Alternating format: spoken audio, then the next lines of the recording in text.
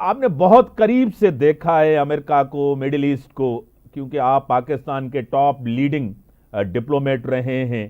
क्या कहेंगे Donald Trump के इस स्टेटमेंट्स को? कोई नेगोशिएटिंग टैक्टिक्स हैं ये? देखिए, ये टैक्टिक्स ये है कि इजराइल को खुश करो, इजरायली लॉबी को खुश करो, और अमेरिका में इजरायली लॉबी बड़ी तगड़ी है तो उनको अपने साथ रखो, और उसके अलावा कुछ नहीं है। ये तो हर हर मुल्क ने इनकार किया है। कनाडा ने तो दो अल्फाज इस्तेमाल किए हैं जो मैं टेलीविजन पे कर नहीं सकता, और दूसरे अरब मुल्क जो है, और बल्कि कोई एक मुल्क नहीं अभी तक पता चल रहा है कि कोई ऐसा सपोर्ट किया हो ऐसे स्टेटमेंट को। तो ये डोनाल्ड ट्रंप जो है, ये डोनाल्ड ट्रंप बन रहा है। अब देखते हैं क्या होगा। मोहतरम जनाब ज़फ़र हिलाली साहब, एक तो आपको पता है जिस तरह के टर्म इस्तेमाल किए जा रहे हैं, एब्सर्ड आइडिया, उसी के साथ ये इंटरनेशनल लॉज के भी खिलाफ हैं कि आप किसी को फोर्सबली यानी कि उसको डिस्प्लेस करें। क्या कहेंगे? देखिए मीर साहब, जैसे आपको पता है, नेतन्याहू तो इंटरनेशनल क्रिमिनल कोर्ट ने कहा है कि ये जेनोसाइड है, उसका अरेस्ट वारंट है। उसको, वो आदमी जो इज एक्यूज्ड ऑफ जेनोसाइड, उसको साथ बिठाया है, और वो और ये दोनों एक प्रेस कॉन्फ्रेंसेस दे रहे हैं। दूसरे मुल्क में तो ये अरेस्ट होता नेतन्याहू। दोनों प्रेस कॉन्फ्रेंसेस दे रहे हैं, वो हंस रहा है, इसके बातों पे वो हंस रहा है। मैंने ऐसा कभी देखा ही नहीं है, उम्र में नहीं हुआ है कि एक wanted international criminal president of the United states के साथ खड़ा होके वो जो प्रेसिडेंट कह रहा है violation of all kinds of laws, और इन लोग प्रेस कॉन्फ्रेंसेस दे रहे। ये तो कभी बेमिसाल बात है। ये बताता ये है कि यूएन, इंटरनेशनल लॉ, इनको किसी चीज का फिक्र नहीं है, सिर्फ और सिर्फ पावर। पावर इनके पास है, माइट इज राइट, यही है इनका मोटो। ज़फ़र हिलाली साहब, जिस तरह उन्होंने कहा कि ईरान वुड बी ऑब्लिरेटेड, आपको पता है उसको डिस्ट्रॉय किया जाएगा, आपको पता है कि इस तरह की धमकी किसी सावरन मुल्क को, आपको पता है एक चीज, दूसरा यूएसए एड को आपने जिस तरह बंद किया है, दो, तीसरा ह्यूमन राइट्स काउंसिल से बाहर निकला अमेरिका, क्या कहेंगे? तो ब्लिटरेटेड, बिल्कुल। मगर ये तो कब से कह रहा है नेतन्याहू? वो जो 5 मुल्कों का नाम दिया था, जो नेटो कमांडर वेस्ली क्लार्क ने पूरी दुनिया को बताया था 10 साल पहले, कि सीरिया, लिबिया,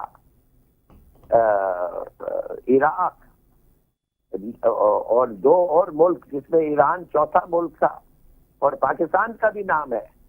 यकीन करें, मैं आपको बता रहा हूँ, ये पाकिस्तान को भी एम कर रहा है, मगर ये कहने नहीं चाहते हैं अभी। इसलिए इन सब मुल्कों से we are the only nuclear power. Iran के पास अगर है या नहीं है नहीं पता किसी को, मगर ये एक बात पक्का है, अगर उनको, मेरे ख्याल में ईरान के पास अब तक अगर है तो टेस्ट नहीं हुआ है, उसकी ट्रिगर मैकेनिज्म टेस्ट नहीं हुई है, वो शायद इस्तेमाल नहीं कर सकते हैं अभी तक। तो ये जो चीजें हैं, इसलिए ये चाहते हैं कि उन पे अभी अटैक करें और उसको ओब्लिटरेट करें। जैसे सीरिया का मिलिट्री कैपेबिलिटी 340 नाइट रेड्स के बाद ओब्लिटरेट हो गया है, उनके पास मिलिट्री सीरिया के पास है ही नहीं। हाँ, ज़फ़र हिलाली साहब, आपको पता है जो ताकतवर ममालिक हैं, जिस तरह सऊदी अरेबिया है, आपको पता है, और टर्की है, उनका क्या आपको रद्द अमल आपको पता है? जिस तरह डोनाल्ड ट्रंप ने भी, बेंजामिन नेतन्याहू ने भी कहा कि एक नॉर्मल टाइज, यानी इट्स गोइंग टू हैपन, उसने जो इस्तेमाल किया कि सऊदी अरेबिया के साथ उनके डिप्लोमेटिक रिलेशन और नॉर्मलाइज होने जा रहे हैं। क्या आप भी यही समझते हैं? सऊदी अरेबिया ने तो कह दिया है कि अनएक्सेप्टेबल है जो ट्रंप ने कहा है। अब उस पर वो तो मुकर तो नहीं सकते, उन्होंने कह दिया, अनाउंस कर दिया। बल्कि कोई एक मुल्क नहीं है जो कहा है कि जो उसने कहा है فلسطینیوں کے بارے میں، غازہ کے بارے میں، کہ وہ جا کے ری سیٹل ہوں گے ایجپٹ میں اور جارڈن میں، دونوں ملکوں نے انکار کر دیا ہے. تو دیر از نو سپورٹ واٹس ایور. اب خرید فروخت پہ پتہ نہیں کیا ہوتا ہے. ٹرمپ نے تو کہا ہے کہ ایجپٹ اور جارڈن کے ساتھ میں خود پرسنلی نیگوشیٹ کروں گا، حالانکہ دونوں نے کہہ دیا ہے کہ اس میں کوئی نیگوشیشن ہو ہی نہیں سکتے. تو دیکھیے یہ جلد سے جلد یہ پتہ چل جائے گا، اور میرے خیال میں اس کے دوران یہ بہانہ ڈھونڈ رہے ہیں کہ ایران کے ساتھ کیسا کریں. نیتن یاہو کو تو تلا ہوا ہے کہ ایران کو اوبلیٹریٹ کرو، اور یہ آپ کو پتہ ہے کہ ٹرمپ جو ہے یہ بھی کیا کیا اس نے جب اپنے پہلے ٹرم پہ، اور کیا کیا کہتا رہا ایران کے ساتھ یہ کرنے والا ہے. تو میرے خیال میں بڑا ڈینجرس سچویشن ہے، اور فرینکلی میں تو خیال ہے کہ مسلمان ملک اور OIC ابھی ایمرجنسی سیشن کو ان کو کرنا چاہیے اور سیدھا اور بھی باتیں کرنا چاہیے اس کے بارے میں. That it is انایکسیپٹیبل.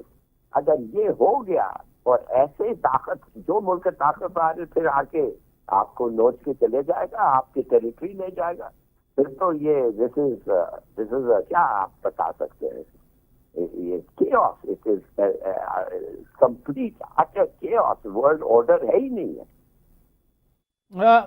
آپ کو پتا ہے کہ اسی کے ساتھ ٹیرف جس طرح میکسیکو ہو، کینیڈا ہو، ان کے اوپر ٹیرف جس طرح امپوز کیا، تو اس کے اوپر آپ کو پتا ہے انہوں نے کوئی اتنا سخت سٹینڈ نہیں لیا، بیک ڈاؤن ہوا آپ کو پتا ہے. اور جس طرح انہوں نے گھٹنے ٹیکے ہیں آپ کو پتا ہے. اسی کے ساتھ چائنا نے کاؤنٹر میئرز کیے، انہوں نے بھی ٹیرف امپوز کیا ہے USA کے اوپر. کافی ممالک نے، جس طرح کولمبیا ہے آپ کو پتا ہے، جس طرح یعنی کہ گرین لینڈ آپ کو پتا ہے، کینیڈا کے حوالے سے، پاناما کینال کے حوالے سے وہ ان کی اینیکسیشن چاہتے ہیں کہ ان کو جو ہے نا امریکہ کے ساتھ جوڑا جائے. کیا کہیں گے اس کے اوپر؟ دیکھیے جدھر تک ٹیرفس ہے، وہ ٹیرفس امریکہ پہ بھی بہت برا اثر ہوگا. لوگ بے روزگاری ہوگی امریکہ پہ، ہر چیز مہنگا پڑ جائے گا، بے روزگاری ہوگی. اور چائنا میں تو اب ایک ایکٹ سے انہوں نے $1 ٹریلین کا نقصان آلریڈی کروا دیا امریکہ کا، اور وہ ہے انہوں نے جو ریلیز کیا ہے کچھ جو ڈیجیٹل ٹیکنالوجی کے بارے میں مفت انہوں نے دنیا کو دے دیا ہے. تو امریکہ کا خیال تھا کہ اس سے پیسے بنیں گے. دیکھیے یہ جو باتیں ہیں میرے خیال میں یہ چلے گا نہیں، اور یہ ایک سائڈ شو ہے. یہ ان کو تکلیف دینے کے لیے میرے خیال میں ایکچوئل جو ہے اسرائیل کا انٹرسٹ ہے ایران کے ساتھ جنگ کرنا اور ایران کو اوبلیٹریٹ کرنا، پاکستان کو فرینکلی ڈی نیوکلیئرائز کرنا، اور ہو سکے تو ڈس انٹیگریٹ کرنا. میں سمجھتا ہوں ہمارے لیے یہ ایک بہت بڑی چیز ہے. اس کے علاوہ یہ ٹیرف وائرس جو ہے اس کا اثر کوئی خاص نہیں ہوگا، اور امریکہ پہ بھی سب سے برا اثر چائنا تو is the strongest economy in the world, اس کا GDP تو امریکہ سے بڑا ہے. تو چائنا پہ اثر کم ہوگا جی، اصل اثر امریکہ پہ بھی ہوگا. کینیڈا نے تو کہہ دیا ہے، کینیڈا نے تو بلکہ امریکہ پہ سینکشن لگا دیے. انہوں نے کہا ہم ان کو تیل نہیں بیچیں گے. اگر امریکہ کو کینیڈا تیل نہیں بیچا تو تیل کدھر سے آئے گا اور کس قیمت پہ آئے گا؟